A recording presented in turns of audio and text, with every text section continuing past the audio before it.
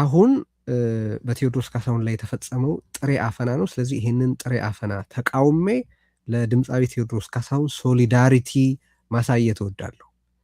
የተፈጸመብህ አፈና በቴዎድሮስ በአንተ ላይ ብቻ የተፈጸመ ሳይሆን በማናቸውም ከያኒ በማናቸውም የሰው ልጅ የማሰብ የመፍጠርና ሀሳብን የመግለጽ ነፃነት ላይ የተቃጣ ጥቃት ነው ብዬ አምናለሁ። ስለዚህ በአደባባይ ከቴዎድሮስ ካሳሁን ጋር ለቴዎድሮስ ካሳሁን ሶሊዳሪቲ ማሳየት እፈልጋለሁ ማለት ነው።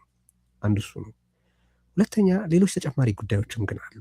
ቴዎድሮስ ካሳሁን በዚያ አገሩ ሁሉ ባበደበት ስንቶችን ሲገረሰሱ ባየንበት የእብደትና የመንጋነት ወቅት ከአገዛዙ የቀረበለትን ጥያቄ ሳይቀበል በዛ የእብደት የጦርነት ጊዜ በዝምታ መዝለቁን እጅግ አድርጌ አከብራለሁ።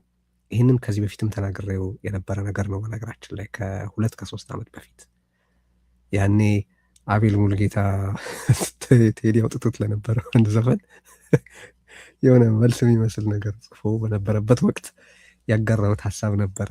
የምታስታውሱ ታስታውሳላችሁ። አሁንም ያንን ነው የምደግመው።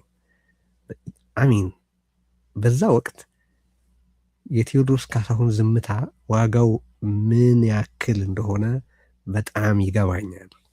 ምክንያቱም ያኔ የመንጋ እብደት በጠቅላላ አገሩ ሊባል በሚችል ደረጃ ምሁሩ ማለት የሃይማኖት አባቱ ወር እንደው በዚህ ሁኔታ ውስጥ በመርህና በሞራል እንዲቆም ይጠበቅበት የነበረው እጅግ ብዙ ሰው ይሰጠው ከነበረው የክብርና የሞራል ማማ ሲወድቅ እርሱ በዛ በዝምታቸው ከቀጠሉ ሰዎች አንዱ መሆኑ ካገዛዙ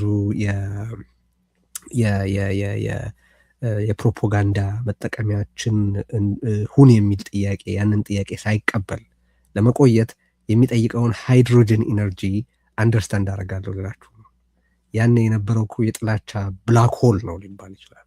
በዛ ስበት ሳይወሰድ ራሱን ችሎ ቆሞ እዛ ነገር ውስጥ የነበረኝን መልካም ስም እዛ ነገር ውስጥ አልቀላቅልም ብሎ መቆሙን በጣም አድርጌ አከብራለሁ። ሁለተኛው ነገር እሱ ነው።